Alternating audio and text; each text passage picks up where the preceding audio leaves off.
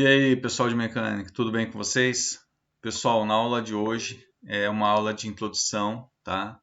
A cargas elétricas. Então a gente vai falar sobre corrente e tensão elétrica no dia de hoje, tá?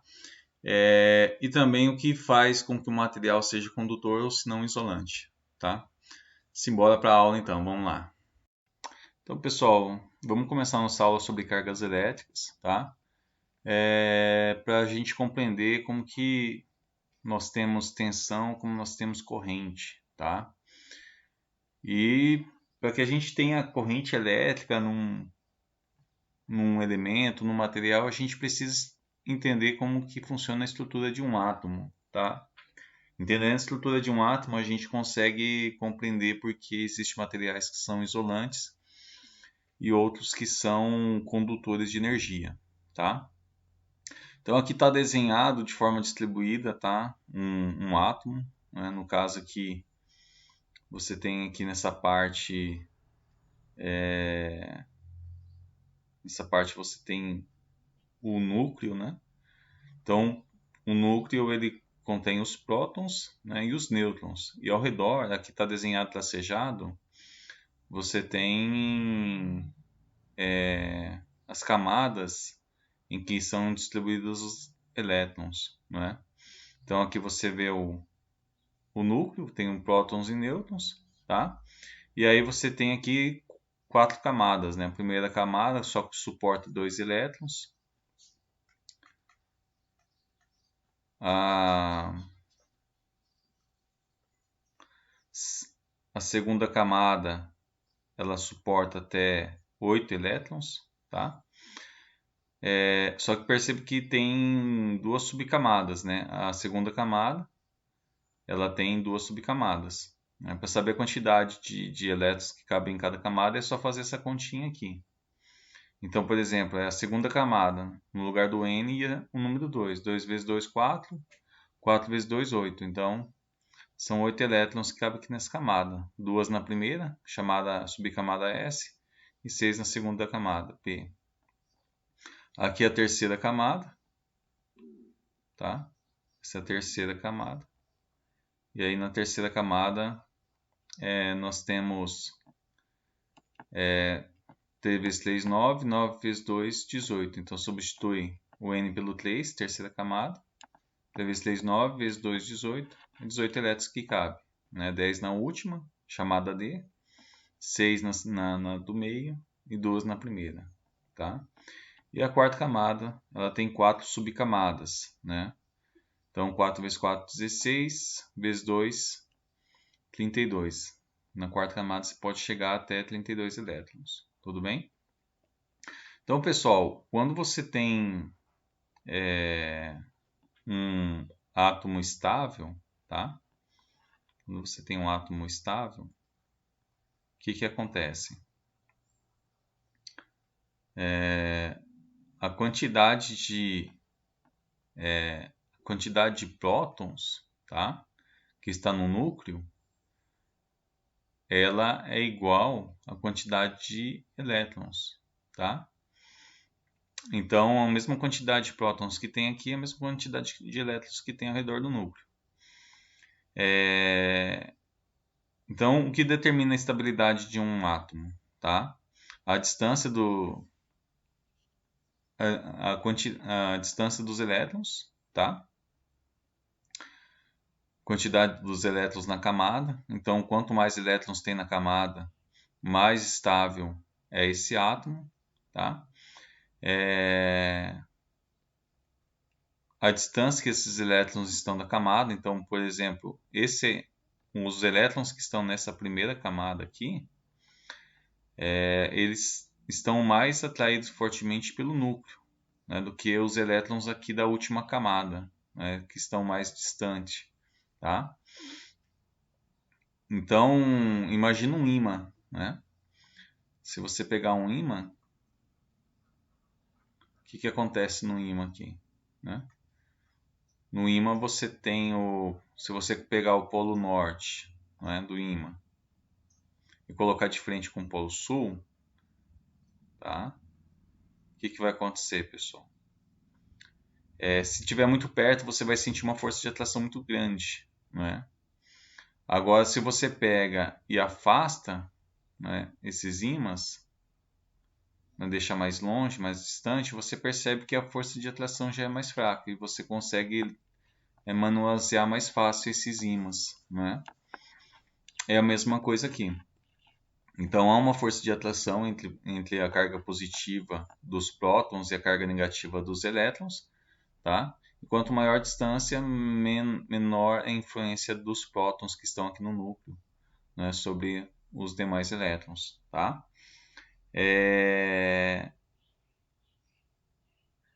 E então, assim, vamos pegar, por exemplo, o átomo de cobre, né? O átomo de cobre, o átomo de cobre, ele tem 29 elétrons, tá? Ele possui 29 elétrons, né? Sendo que o último elétron, né, ele tem 2 elétrons nessa primeira camada, tem mais 8 elétrons nessa camada, tem mais 18 aqui, e ele só tem um único elétron na quarta camada, que está na camada subcamada S. Ele só tem um elétron, tá? Então, ele tem no total 29 elétrons, tá? Então, o que acontece no cobre, né? Esse último elétron, né, ele está distante do núcleo, tá? Ele está muito distante do núcleo aqui, dos prótons. Então, a força que os prótons exercem sobre esse elétron é mais fraca, tá? E também, como não tem muitos, ele está sozinho na última camada, não tem outros elétrons para fortalecer essa camada, ele se torna vulnerável. Então, qualquer energia que você aplica sobre esse átomo, esse elétron ele acaba saindo dessa camada atômica, tá? Então, inicialmente você tinha, né, um sistema estável com os prótons e com os elétrons. Quando esse elétron ele sai, né,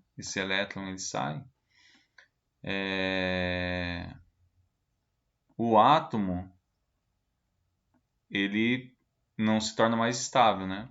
O átomo ele acaba se tornando um íon, tá? Leva o nome de íon. No caso aí, um íon positivo, tá? Porque ele tem mais carga positiva do que negativa, já que saiu o elétron, tá? E aí você tem o que a gente chama aqui de elétron livre, tá? Você fica com um elétron livre, tá? Então, assim, o cobre, se você aplica qualquer energia, por exemplo, a temperatura, você aquecer um pouco a temperatura ambiente, isso já é suficiente para que se solte, né, os elétrons.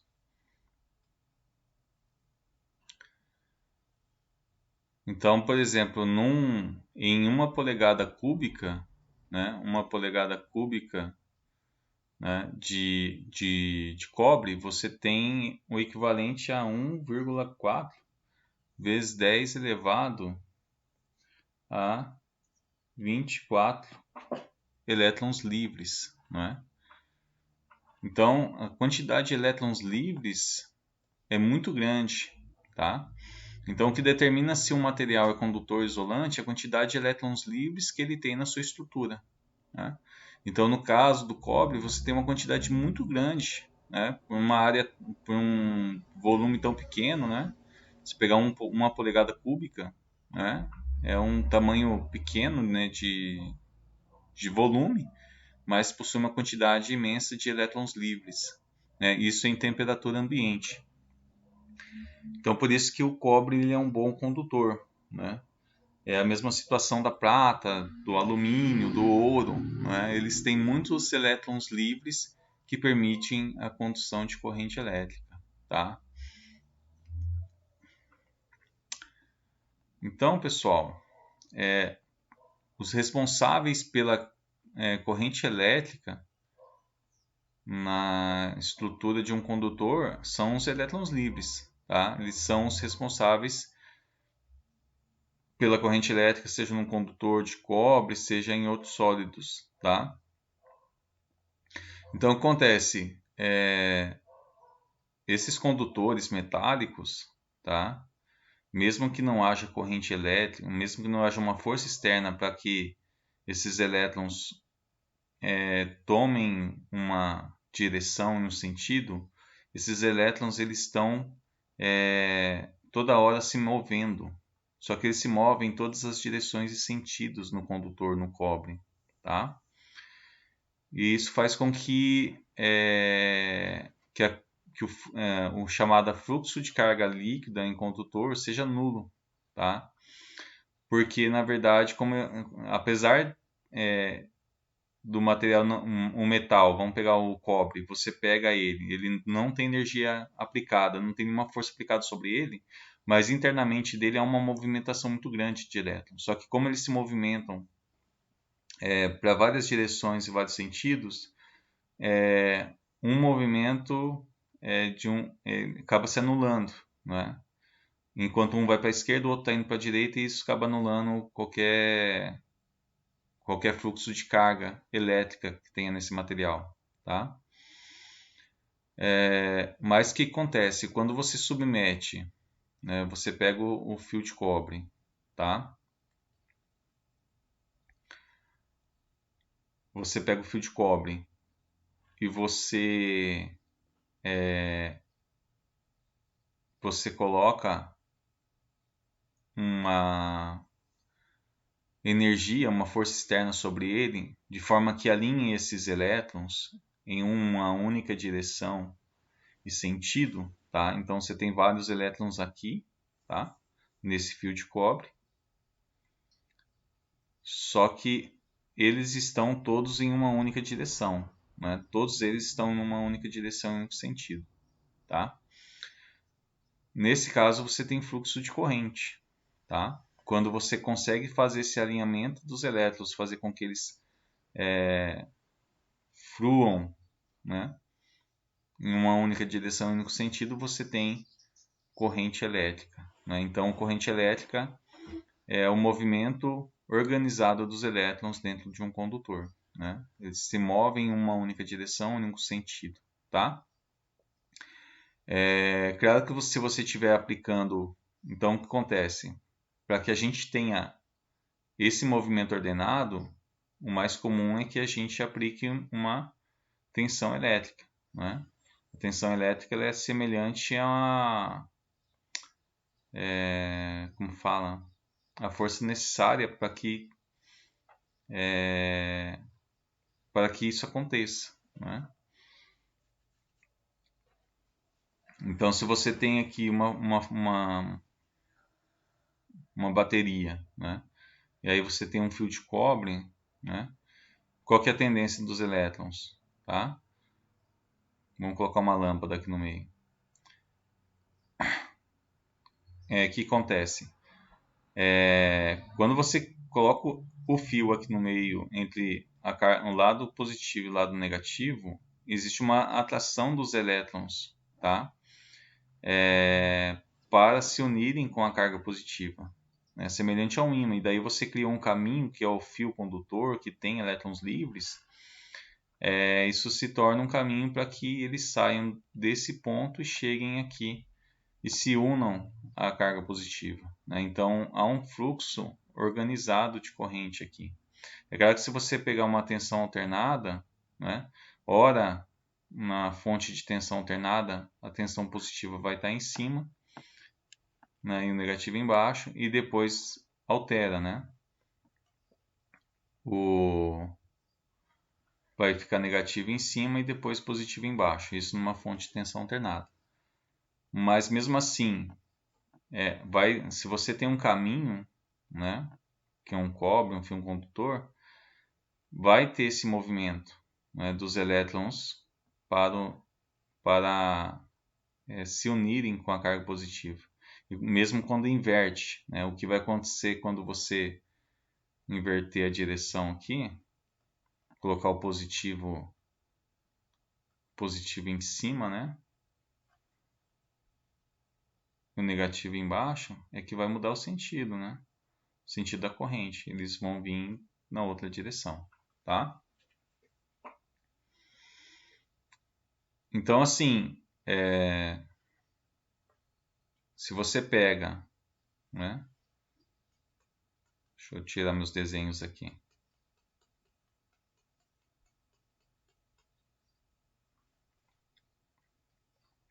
Então, se você pega, por exemplo, fio de cobre, tá? Você pega o fio de cobre.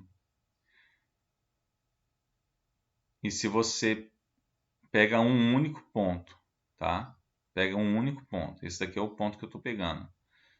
E em um segundo, tá? Em um segundo, passar a quantidade de elétrons de 6,242 vezes 10 elevado a 18 elétrons, né? Você tem o equivalente a 1 ampere, tá? 1 ampere. E a letra A é que representa essa quantidade de elétrons. Então, se passou em um segundo, você está medindo a corrente elétrica nesse ponto, tá? Você tem aqui o fio de cobre.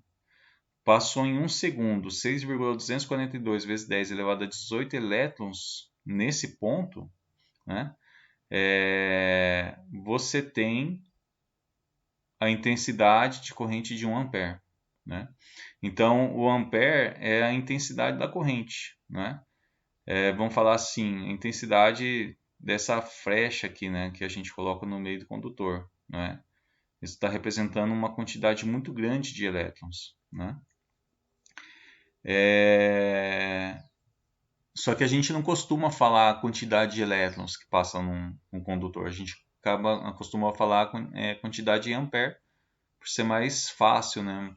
Mais usual no dia a dia. Ninguém fica falando essa quantidade de elétrons que passa no condutor, tá? Então, a medição de corrente é como se fosse medir uma vazão, né? Uma vazão de elétrons no tempo, semelhante ao hidrômetro que você tem na sua casa, né? Na sua casa você tem um hidrômetro de água e você mede a quantidade de água que passa pelo hidrômetro, pelo medidor da sua casa, em um único ponto, né? Aonde está aquele, vamos falar assim, reloginho, né? Você está medindo somente naquele ponto o fluxo de água que está passando e entrando para sua casa, né? Em um único ponto. Você está medindo vazão de água. No condutor elétrico, a gente mede o que a gente chama de vazão de elétrons em um único ponto, tá? E assim, essa quantidade de elétrons, tá? A gente acabou dando um nome para ela, né? 6,242 vezes 10 elevado a 18 elétrons, a gente fala que é equivalente a 1 coulomb, né? Para facilitar, né? A nossa, como fala? Facilitar a comunicação, né? Então, a carga elétrica de 1 coulomb equivale a essa quantidade grande de elétrons, tá? E a carga de um único elétron, tá? Você pega 1 coulomb e divide por essa quantidade enorme de elétrons, tá?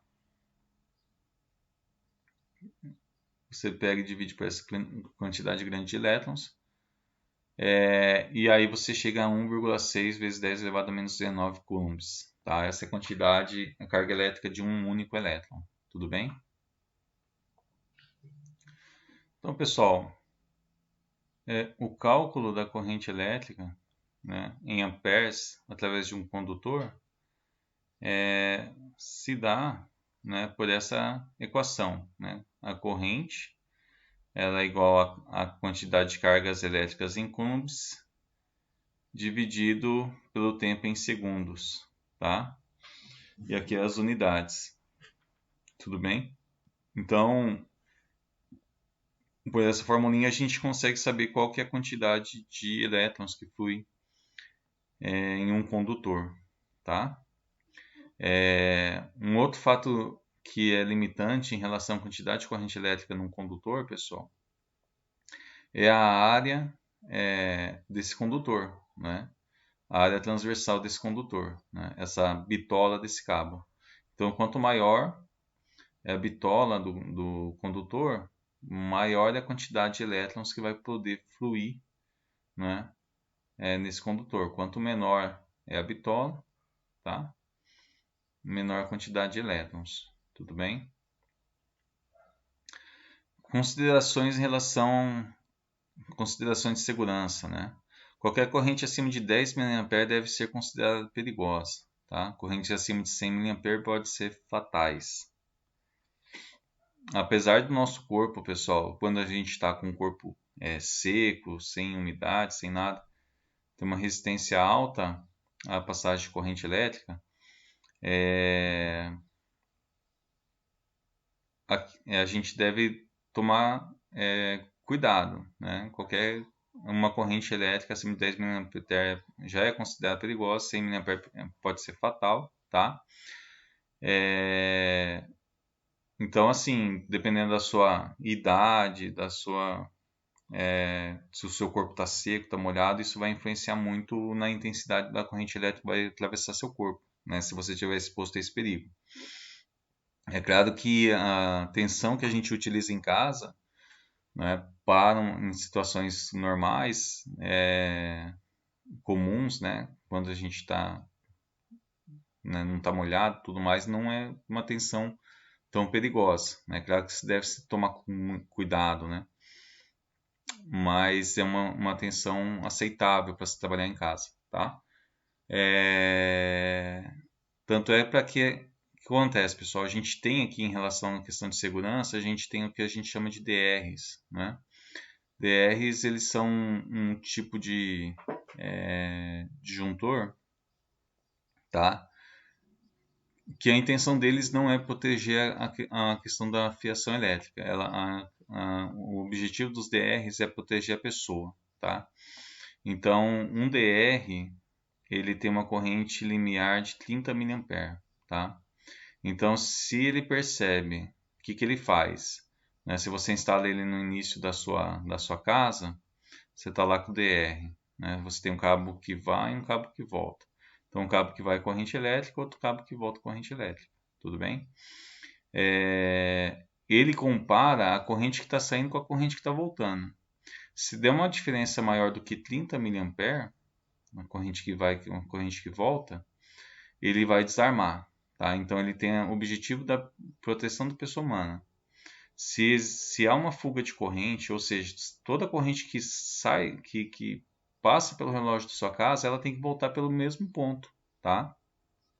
Então, se isso não está acontecendo, a corrente ela está indo para o outro lugar. Pode ser através de um equipamento que está com, vamos falar assim, você tem lá um motor e esse motor está com um fio descascado, né, e tocando na carcaça, essa carcaça está permitindo que a corrente vá embora através da carcaça, tocando no chão, tocando numa estrutura metálica, alguma coisa, tá? Então, assim, ele percebe isso, ele desarma, né? E por que 30 mA? Porque se uma corrente maior que 30 mA passar no corpo de uma pessoa, a tendência é que a musculatura da pessoa, ela acaba, como fala, correspondendo, né? Então, se você tá com a sua mão, né? Se você toca num condutor, a sua mão, a tendência quando passa uma corrente acima de 30 mA é que a musculatura ela é, como fala, é, a tendência é que sua mão se feche, né? Devido à passagem da corrente elétrica. Então, devido a essa passagem, a tua musculatura vai corresponder de forma a fechando e aí você não consegue se soltar, né? Então, o objetivo, esse daqui é corrente limiar, né? Acima de 30 mA, ele desarma para que você não fique grudado num cabo ou alguma coisa assim. Tanto é que se você conversar com o pessoal da elétrica antiga, eles falam para você bater a sua mão de forma contrária, né, ao fio, para saber se está energizado. Eu não recomendo que faça isso, mas na pior das hipóteses, né, isso daqui é menos prejudicial do que você ir com a sua palma da mão direto no fio, né? É claro que não recomendo que vocês façam isso, né? Mas se você pegar um cara da elétrica antiga, ele fala isso, né? Mas é por causa disso, que a tua musculatura tende a envergar e você não consegue escapar, tá bom? Acaba enrijecendo a mão, acaba se fechando, acaba mexendo com a sua mão aí, tá? Vamos lá, vamos continuar aqui.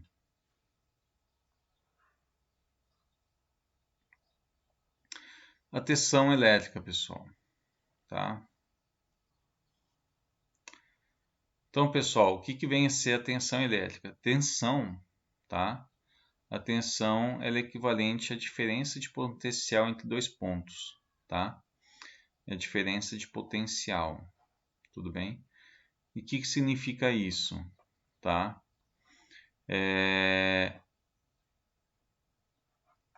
Então, como a gente viu, né? Quando você tem elétrons livres, você tem átomos que estão com uma carga mais positiva, tá? Então, por exemplo, dentro de uma bateria, né, você tem um lado que tem mais carga positiva, ou seja, tem menos elétrons, tá? Quimicamente, dentro da bateria, você consegue fazer essa separação, em que um lado fica com... Existem elétrons aqui, só que tem menos em menor quantidade, né? Então, tem uma carga elétrica mais positiva, né? Enquanto o outro lado tem mais elétrons, né? Tem mais elétrons livres, não é? Então você tem uma carga negativa, tá? Então, quando você tem essa diferença de potencial, um lado é mais positivo, o outro lado é mais negativo, sempre uma relação entre dois pontos, tá? Você tem o que a gente chama de tensão elétrica, tá? E a questão do valor e a tensão ela é medida em volts, tá? Ela é medida em volts, tá? A gente utiliza a letra V para a indicação de tensão elétrica, tá? E a definição do que é 1 volt, pessoal, é um pouco complicada. Deixa eu trazer aqui em cima, tá? Então, o que acontece? Aqui fala o seguinte, né?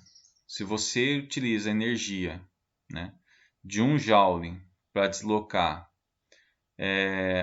1 coulomb de carga elétrica, né, de um ponto qualquer X até um ponto Y, né, você utilizou a energia de 1 joule, né, e a energia está relacionada à capacidade de realizar trabalho, tá? Você utilizou a energia de 1 joule para deslocar essa carga do ponto X até o ponto Y, a carga elétrica de 1 coulomb, né, você tem equivalente a 1 volt, tá? Então, em que condição ele está falando isso? Imagina lá embaixo, em que eu fiz aquele desenho, né? Então, acontece, você está aqui embaixo, tá? Você tem um elétron aqui, você tem um elétron aqui mais próximo da carga positiva. Então, se você pegar esse elétron, tá? E aplicar uma energia de forma que você faça com que ele se afaste da carga positiva e chegue do outro lado, né? Para que ele chegue do outro lado, né? Você vai ter que gastar uma energia aqui. Por quê? Porque esse elétron está sendo atraído pela carga positiva, né? Semelhante a um ímã, né? A uma força de atração grande. Então você vai ter que gastar uma energia, né? Você vai ter que realizar um trabalho para que esse elétron saia daqui e chegue aqui nesse local. Então, se você gasta 1 joule de energia para deslocar esse cara que está aqui próximo até o outro lado, né? No caso lá era uma quantidade grande de elétrons, né? Que era um coulomb, a gente viu que 1 coulomb equivale a uma quantidade bem grande de elétrons. Se você consegue fazer isso, você tem 1 volt, tá? É semelhante a você estar com uma pista, né? Uma pista inclinada aqui. Aí você tem lá um carrinho. Qual que é a tendência do carrinho se ele não está com o freio de mão segurado? A tendência do carrinho é que ele desça, né? A tendência do carrinho vai para baixo. Mas você vai lá e você aplica uma força contrária, né? Quando você aplica essa força contrária, você gasta o quê, pessoal? Você gasta energia, né? Então você perde energia para esse carrinho ir para cima, né?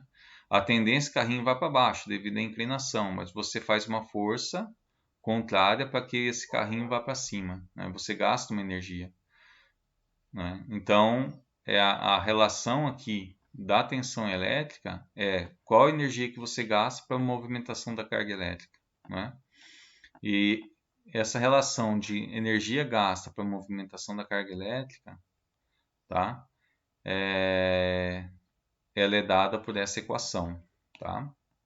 Por essa relação, em que você tem a tensão elétrica, né, igual a energia, né, aqui a energia expressa em joules, né, dividido pela carga elétrica aqui expressa em coulombs, tá?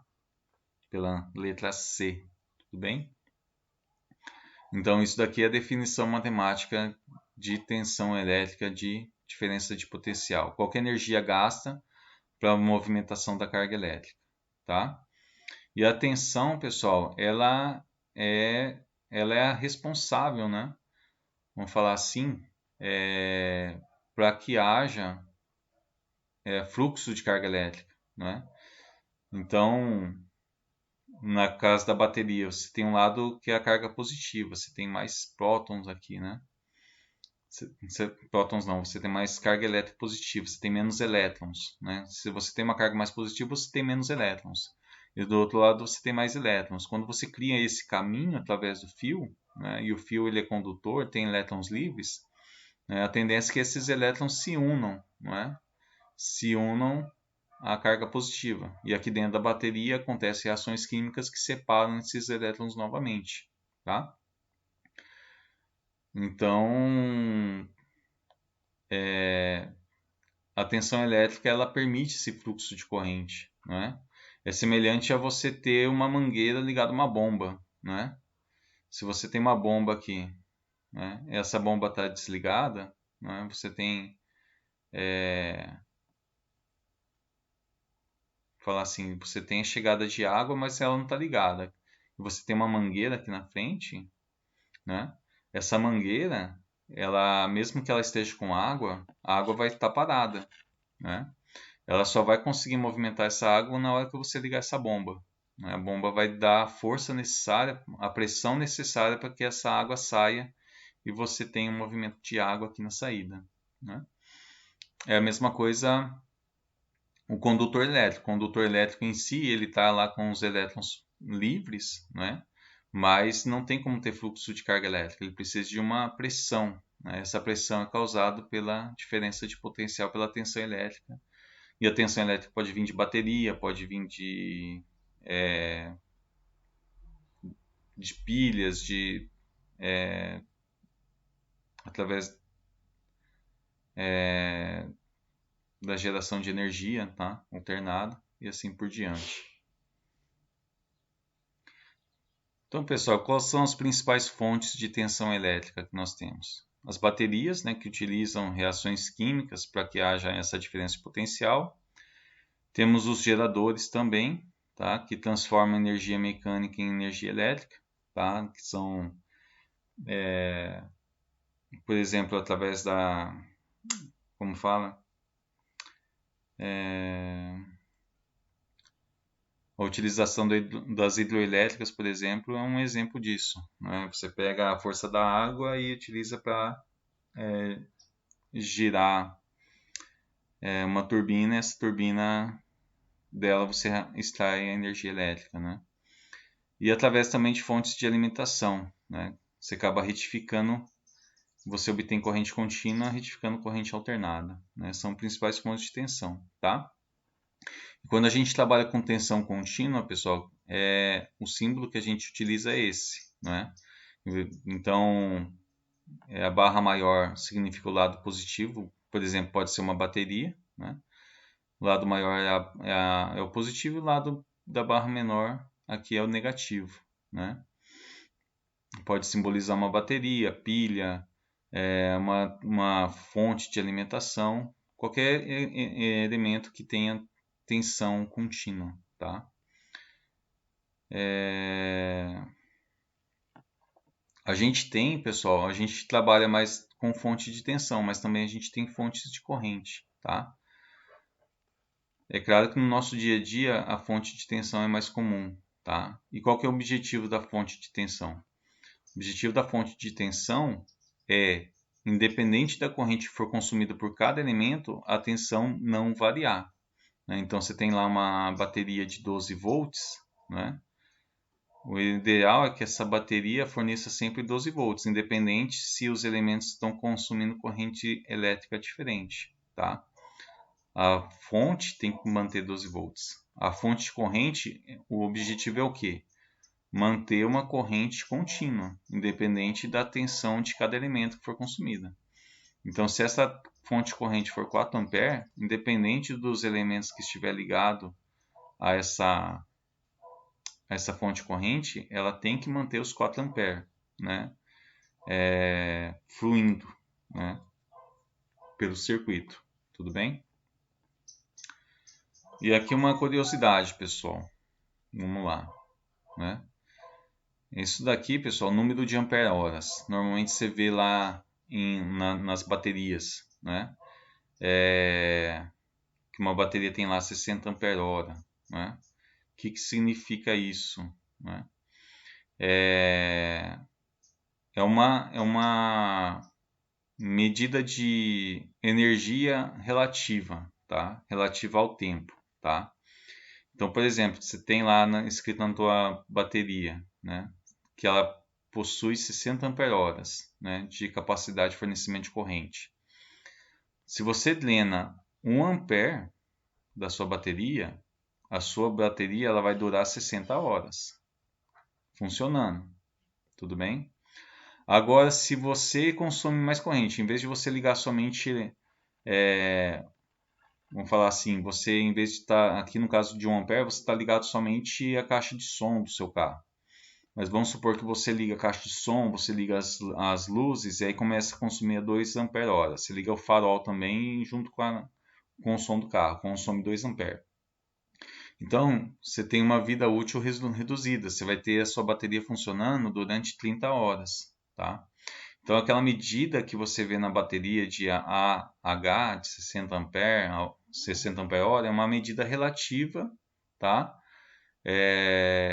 De duração dela, né?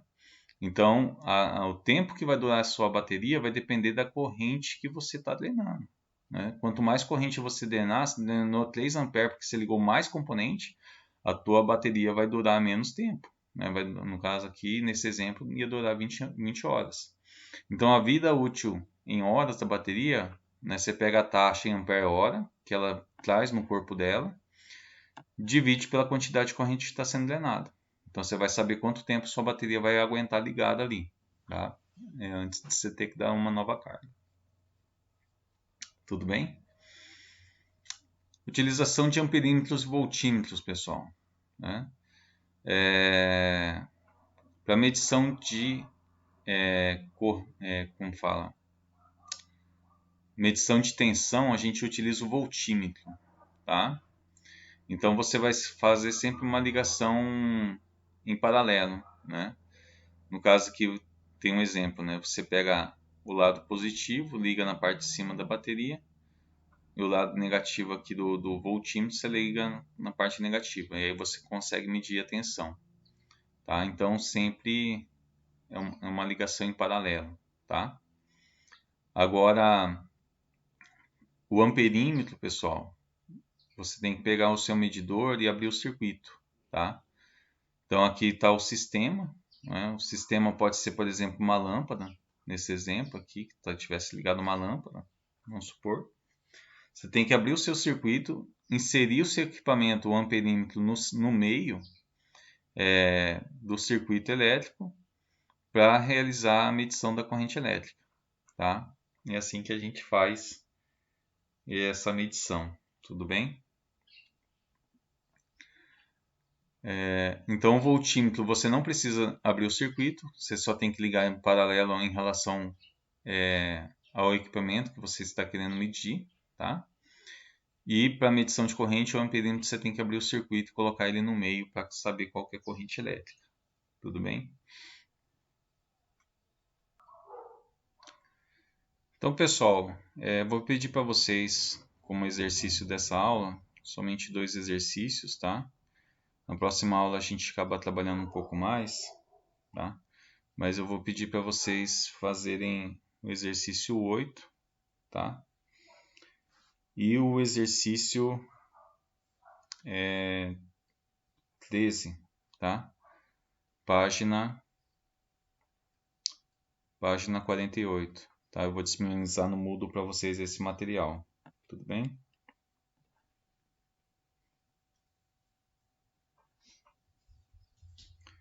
Oito, 13 e o 26 também, tá? A gente acabou falando aí de bateria, esses 3 exercícios aí, tudo bem?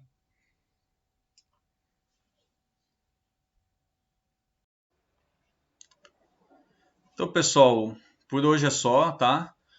Na próxima aula a gente vai fazer algumas atividades de simulação para medição de tensão e corrente. Também verificar se vocês conseguiram fazer as atividades, tá? E fazer mais algumas atividades relacionadas a esse assunto para a gente se aprofundar, tá? Eu sei que primeiro o impacto não é algo tão fácil de entender, de engolir, mas com o tempo vocês vão se acostumando com os termos que a gente vai utilizando, tá? Pessoal, as atividades, tá? Eu vou deixar no Moodle o PDF para vocês consultarem as atividades para fazer para essa aula de hoje, tá? E vocês postem lá mesmo. Vou deixar um local para vocês inserirem as atividades, tá? Pessoal, um abraço e até a próxima. Até mais.